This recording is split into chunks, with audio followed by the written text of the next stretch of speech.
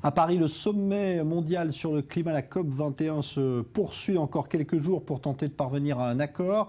Israël a présenté, à l'occasion de cette COP21, plusieurs innovations technologiques touchant à la protection de l'environnement. Et pourtant, en Israël même, beaucoup reste à faire dans ce domaine, et particulièrement dans celui du recyclage, comme le montre ce reportage de Benjamin Le Suef. Il faut protéger l'environnement. Le refrain semble pénétrer progressivement les consciences. Les préoccupations écologiques sont désormais au cœur des conférences internationales. Au plan national, des progrès restent à faire. 7 millions de tonnes de déchets sont produits chaque année en Israël. Près des 2 tiers de ces déchets proviennent des ménages. Le recyclage ou la valorisation de ces déchets ne concerne que 20% d'entre eux. Un résultat médiocre si l'on regarde les pays à l'avant-garde du recyclage, comme les Pays-Bas. Le ministère de l'Environnement existe depuis seulement 15 ans. Donc on doit rattraper ce retard en peu de temps et je pense qu'on est en bonne voie. Sur certains types de déchets, Israël a néanmoins su se prendre en main et apporter des réponses efficaces. Selon Ella, la société à but non lucratif chargée du recyclage du plastique en Israël, les campagnes de sensibilisation ont supporté leurs fruits. Pour 2012, l'objectif était de recycler les emballages à hauteur de 40%. Il a été largement franchi, atteignant 55%. Après 9 ans, le pays a presque atteint le niveau des pays européens. Le tri des emballages à la source, lui, reste marginal. On met la charrue avant les bœufs. Les gens ont commencé à séparer les déchets domestiques, mais ils vont tous sur le même site d'enfouissement parce qu'il n'y a pas encore de solution de traitement. En 2014, Israël a décidé de dédier 1 milliard de shekels pour le traitement des déchets. Objectif, 50% de recyclage des déchets d'ici 2020. Côté innovation, les technologies Green Tech ou Clean Tech ont le vent en poupe. Israël compte plus de 600 entreprises dédiées à ce domaine. Un leader mondial sur un marché aussi compétitif que porteur. Un leadership qui accentue le paradoxe avec un traitement des déchets locaux pourtant insuffisant. Et autre exemple des retards pris par Israël en matière de protection de l'environnement, cette polémique à propos de la fermeture des plages pendant quelques jours dans le secteur de Tel Aviv. La raison avancée, le déversement dans la mer de plusieurs centaines de milliers de litres d'eau usée, faute de pouvoir les retraiter. Reportage Maël Benoliel. Il y a bien quelques irréductibles à l'eau, car les vagues sont particulièrement bonnes aujourd'hui. Cela fait 20 ans qu'Hamid fait du surf sur cette plage de Tel Aviv, mais ces derniers jours, il préfère laisser sa planche à la maison. Aujourd'hui, je ne suis pas venu surfer car l'eau est polluée et il est interdit de rentrer dans l'eau. Mais il y a quand même des surfeurs dans l'eau là-bas. Les surfeurs sont des fous, rien ne peut les empêcher de se mettre à l'eau. Ce n'est pas l'écoulement des égouts dans la mer qui les arrêtera. Cette semaine, c'est près d'1 million de litres d'eau usée qui ont été déversés dans la mer en face des côtes de Tel Aviv. Un problème récurrent d'après Hamid. C'est d'ailleurs la raison pour laquelle ce surfeur est devenu bénévole depuis quelques mois pour Tzaloul, une association de défense de l'environnement marin et côtier. Chaque hiver, c'est le même problème. Ils nous déversent les égouts dans la mer. À chaque fois, ils ont une bonne excuse, des réparations ou un problème quelconque.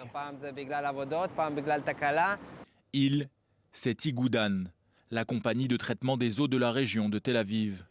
Et cette année, c'est à cause de la rénovation d'une canalisation que le système d'épuration des eaux usées a cessé de fonctionner pour quelques jours. La compagnie se retrouvant avec un surplus conséquent. Et c'est avec l'accord du ministère de l'Environnement que ces eaux d'égout ont été déversées dans la mer. De Herzliya à Bat Yam, en passant par Tel Aviv, le ministère de la Santé a même interdit la baignade jusqu'à nouvel ordre. La raison, la pollution entraînée par de tels déversements. Maya Jacobs est la présidente de Tzaloul. Depuis près de 10 ans, son ONG se bat pour préserver une mer propre tout au long de l'année. D'habitude, lorsque des choses comme ça sont faites, c'est quand la météo est très mauvaise, car les eaux usées vont se mélanger à l'eau de la mer puis se dissiper plus facilement. Bien qu'ils aient arrêté l'écoulement avant l'heure grâce à la pression que nous leur avons mise, la météo clémente fait qu'on se retrouve avec une mer polluée pour encore au moins quelques jours. Il y a beaucoup de nageurs ou de surfeurs qui ressortent de l'eau avec des maladies cutanées ou des infections. Au XXIe siècle, ce n'est plus recevable.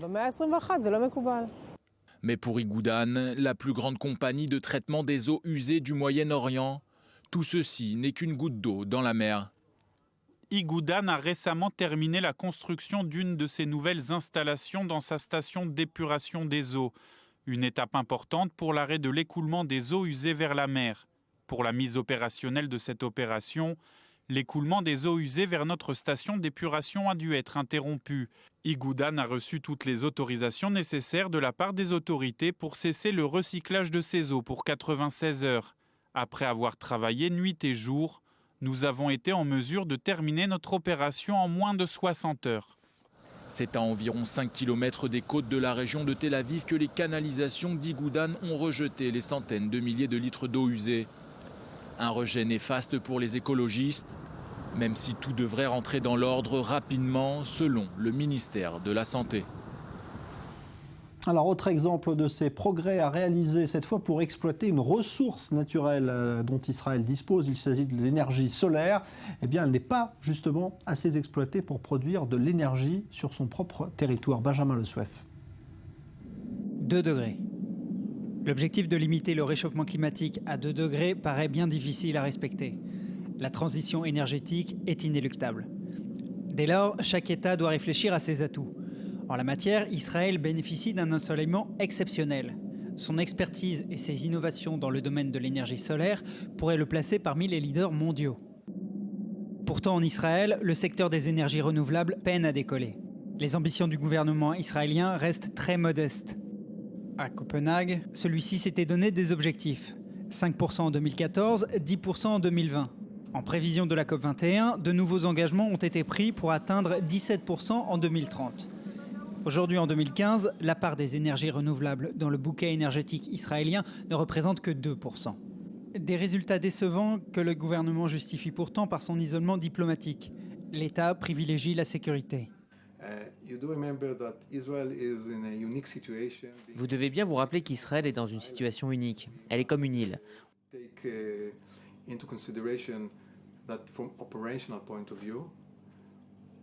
On doit, d'un point de vue opérationnel, et compte tenu du fait que le solaire et le vent sont des technologies intermittentes, une étape après l'autre, s'assurer que l'électricité sur le marché est stable et crédible. En attendant, dans le reste du monde, le marché de l'énergie solaire s'accroît. La capacité de production de cette énergie a augmenté de 40% entre 2000 et 2011. Israël n'exploite pourtant pas son potentiel et sa situation géostratégique.